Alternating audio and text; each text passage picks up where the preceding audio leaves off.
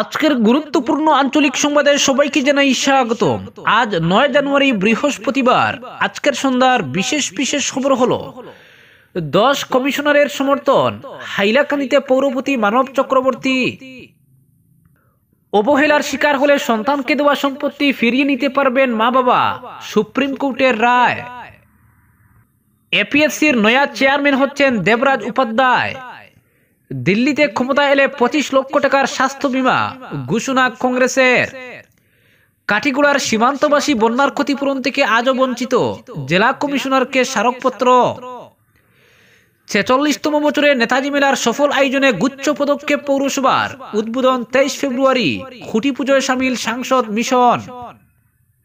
এবং সর্বশেষ খবরটি হলো 5 দফা দাবিতে ফের পথে নামছেন কৃষকরা। আবারও গণতন্ত্র দিবসে রাজধানী দিল্লির জনজীবন বিপর্যস্ত হওয়ার আশঙ্কা।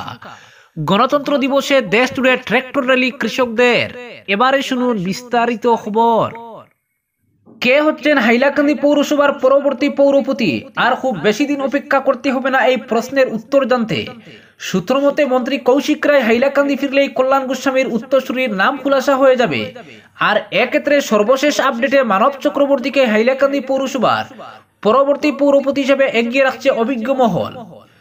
কল্যাণ গোস্বামী জেলা বিজেপির সভাপতি মনোনীত হয়।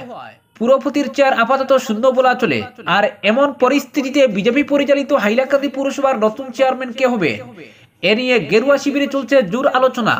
ইতিপূর্বে একাধিকবার পৌরপতির পদকে কেন্দ্র করে গভীর সংকট দেখা দিয়েছিল হাইলাকান্দি পৌরসভায়। একাধিকবার অনাস্থা উত্থাপন হয়েছিল, মুখ্যমন্ত্রীর দরবার পর্যন্ত গড়িয়েছিল বিষয়টি।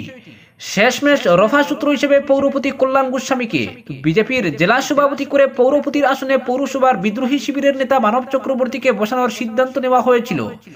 এ নিয়ে বেশ কিছুদিন থেকে দোদুল্যমান অবস্থা বিরাজ করছিল হাইলাকান্দি পৌরসভায়। এদিকে কথা মতো কল্যাণ গোস্বামীকেই জেলা সভাপতি করা হয়েছে। এক্ষেত্রে সবকিছু ঠিকঠাক থাকলে পুর সদস্য মানব চক্রবর্তী পৌরপতি হওয়ার কথা। কারণ পুর সংকটের সমাধান সূত্র হিসেবে কল্যাণ গোস্বামীকে জেলা সভাপতি করে মানব চক্রবর্তীকে পুরপতি করার প্রস্তাব ছিল শুরু থেকেই। অবশ্য মাঝে আরো 2-1 দাবিদারের নাম উঠে আসে, তবে সর্বশেষ খবরে জানা গেছে অন্য কজন দাবিদারও মানবকেই সমর্থন করছেন। সূত্রটির দাবি, এই মুহূর্তে মানব চক্রবর্তীর পক্ষে অন্তত 10 জন কমিশনারের সমর্থন রয়েছে। সেক্ষেত্রে মানব চক্রবর্তী যে হাইলাকান্দি পুরসভার পরবর্তী পুরপতি হচ্ছেন তা এক প্রকার নিশ্চিত। এখানে উল্লেখ্য যে মানব চক্রবর্তী প্রায় 1 যুগ ধরে বিজেপির একনিষ্ঠ কর্মী হিসেবে কাজ করে যাচ্ছেন। দলের দুঃসময়েও সঙ্গ ছাড়েননি। 2016 থেকে 2019 পর্যন্ত হাইলাকান্দি শহর মন্ডল বিজেপির সভাপতির দায়িত্ব সুনামের সঙ্গেই পালন করেন। দলের সব স্তরের কর্মী পদাধিকারীদের সঙ্গে রয়েছে সুসম্পর্ক। সর্বোপরি বেশিরভাগ কমিশনারের সঙ্গেই তার সুসম্পর্ক রয়েছে। এসব কারণেই মানব চক্রবর্তী পৌরপতি হলে হাইলাকান্দি শহরের স্থবির হয়ে পড়া পুর পরিষেবা নতুন করে প্রাণ ফিরে পাবে বলে আশাবাদী বিভিন্ন ওয়াকিবহাল মহল। অপরদিকে কাঠিগড়ার সীমান্তবাসী বন্যার ক্ষতিপূরণ থেকে বঞ্চিত, জেলা কমিশনারকে স্মারকপত্র। বিগত বছরে কাঠিগড়া কেন্দ্রের বহু গ্রাম জলের তলায় ছিল। বহু লোকের প্রচুর পরিমাণ ক্ষতিসাধন হয়েছে। গরিব অসহায় মানুষকে বন্যার কারণে ঘর ছেড়ে রাস্তায় তাঁবু লাগিয়ে দিন যাপন করতে হয়েছে। গরিব অসহায় মানুষের গৃহপালিত পশুর মৃত্যু হয়েছিল, যার ফলে বন্যাগ্রস্ত মানুষের দুঃখ দুর্দশার সীমা ছিল না। সরকারি ত্রাণ সামগ্রী প্রদান করা হলেও তা সামান্য। অনেক কষ্ট সহ্য করে দিন যাপন করতে হয়েছিল বন্যাক্রান্ত লোকদের। ভয়াবহ বন্যা চলে যাওয়ার পর সরকারি শিক্ষক দিয়ে সরকারিভাবে সার্ভে করে প্রতিজন বন্যায় ক্ষতিসাধন হওয়া মানুষের তালিকা প্রস্তুত করা হয়েছিল। কিন্তু সেই তালিকা কোথায় চলে গেল? আজ পর্যন্ত বন্যা কবলিত এলাকার সাধারণ মানুষরা কোনো ধরনের সরকারি সাহায্য পাচ্ছেন না বলে অভিযোগ। বুধবার কাঠিগড়ার আন্তঃসীমান্ত লেবার পুতাজিপির চণ্ডীনগর গ্রামের বহু লোক কাঠিগড়া সার্কল অফিসারকে স্মারকপত্র প্রেরণ করেন। কেননা তাদের তালিকা তৈরি করে জমা দেওয়ার পরও আজ পর্যন্ত কোনো সরকারি সাহায্য পাচ্ছেন না তারা। কিন্তু বন্যার সময় চণ্ডীনগর গ্রামের সব ঘর জলের তলায় ছিল। বহু লোক ক্ষতিগ্রস্ত হয়েছিলেন বন্যার কারণে। সরকারি শিক্ষকরা বন্যা কবলিত এলাকার সাধারণ মানুষের ক্ষতিসাধন তালিকা প্রস্তুত করেছিলেন, কিন্তু কোথায় সেই তালিকা? চণ্ডীনগর গ্রামের সাধারণ মানুষ কাছাড়ের জেলা কমিশনারের উদ্দেশ্যে কাঠিগড়া সার্কল অফিসার মারফত স্মারকপত্র প্রেরণ করেন। তাদের দাবি শীঘ্রই বন্যায় ক্ষতিসাধন হওয়া লোকদের ক্ষতিপূরণ দেওয়া হোক। কয়েকদিন থেকে বহু মানুষের অ্যাকাউন্টে সরকারি টাকা ঢুকছে বলে খবর, কিন্তু প্রকৃত যাদের বন্যায় ক্ষতিসাধন হয়েছে এদের মধ্যে চণ্ডীনগর গ্রামের কোনো মানুষের অ্যাকাউন্টে টাকা ঢুকেনি। কেন এভাবে করা হচ্ছে তার সঠিক তদন্ত করার দাবি জানান গোটা চণ্ডীনগর গ্রামের ক্ষতিগ্রস্ত মানুষ। বন্যার পরবর্তীকালে কাটিগড়া সার্কেল অফিস থেকে সরকারি পাটওয়ারি কানুনগর সহ শিক্ষক গোটা চণ্ডীনগর গ্রামের বন্যায় ক্ষতিসাধন হওয়া মানুষের তালিকা প্রস্তুত করে এনেছিলেন, কিন্তু আজ পর্যন্ত সেই গ্রামের গরিব অসহায় মানুষের অ্যাকাউন্টে 1 টাকাও ঢুকেনি বলে অভিযোগ। চণ্ডীনগর গ্রামের বাসিন্দা আইনুল হক, রশিদ আলী, আলী আহমেদ, জাহিদুল আলম, ইসলাম উদ্দিন লস্কর, আব্দুল মতিন, কমরুল ইসলাম, তাহের উদ্দিন, জিলিকা বেগম, সাইরুল হক, ফখর উদ্দিন প্রমুখ হুমকি দিয়ে বলেন, যদি সরকারিভাবে গত বন্যার ক্ষতিপূরণ দেওয়া না হয় তবে তারা গণতান্ত্রিকভাবে কাটিগড়া সার্কেল অফিসে ধর্ণা দিতে পিছপা হবেন না। অপরদিকে ৪৬তম বছরে নেতাজি মেলার সফল আয়োজনে গুচ্ছ পদক্ষেপ পৌরসভার, উদ্বোধন ২৩ ফেব্রুয়ারি। শ্রীভূমির ঐতিহ্যবাহী নেতাজি মেলা ও প্রদর্শনীর সূচনা হবে আগামী ২৩ জানুয়ারি। ৪৬তম বর্ষের এবারের মেলা সুন্দরভাবে আয়োজনে বিভিন্ন পদক্ষেপ করা হয়েছে পৌরসভার তরফে। মেলাকে ঘিরে যেমন সাংস্কৃতিক অনুষ্ঠানের আয়োজন থাকবে, তেমনি বিভিন্ন স্থান থেকে আসা ব্যবসায়ীরা রকমারি সামগ্রীর পসরা নিয়ে বসবেন। খুঁটি পুজোয় সামিল হয়ে এই মন্তব্য করেন রাজ্যসভার সদস্য মিশন রঞ্জন দাস। প্রতি বছরের মতো এবারও নেতাজি মেলা আয়োজনের উদ্যোগ নিয়েছে শ্রীভূমি পৌরসভা। স্থানীয় পাবলিক স্কুলের খেলার মাঠে আগামী ২৩ জানুয়ারি মেলার উদ্বোধন হবে। মেলার ঈশান উপলক্ষে খুঁটি পুজো করা হয়। সাংসদ মিশন রঞ্জন দাস, উপপৌরপতি সুকেন্দু দাস, পুর কমিশনার তথা এবারের মেলা কমিটির সম্পাদক পার্থ প্রতিম নাথ, পুর কমিশনার নির্মল বণিক সহ অন্যান্য পুর কমিশনারদের উপস্থিতিতে খুঁটি পুজো হয়। মাঙ্গলিক অনুষ্ঠানে যোগদান করে সাংসদ মিশন রঞ্জন দাস বলেন, জেলার ঐতিহ্যবাহী নেতাজি মেলা ও প্রদর্শনী এবার ৪৬ বছরে পা দিয়েছে। নেতাজি সুভাষ চন্দ্র বসুর নামাঙ্কিত মেলার উদ্বোধন হবে ২৩ জানুয়ারি নেতাজির জন্মজয়ন্তীতে। এই মেলাকে ঘিরে প্রতি বছর শহরবাসীর মধ্যে উৎসাহ পরিলক্ষিত হয়, কারণ প্রতিদিন মেলা প্রাঙ্গণে সাংস্কৃতিক অনুষ্ঠানের পাশাপাশি বিভিন্ন স্থান থেকে আসা ব্যবসায়ীরা নানাভাবে মনোরঞ্জন প্রদান করেন। বিশেষ করে কচিকাঁচা শিশুরা আনন্দ উপভোগের সুযোগ পায় বলে জানান সাংসদ। তিনি নেতাজি মেলাকে সুন্দরভাবে এগিয়ে নিতে সবার সহযোগিতা কামনা করেন।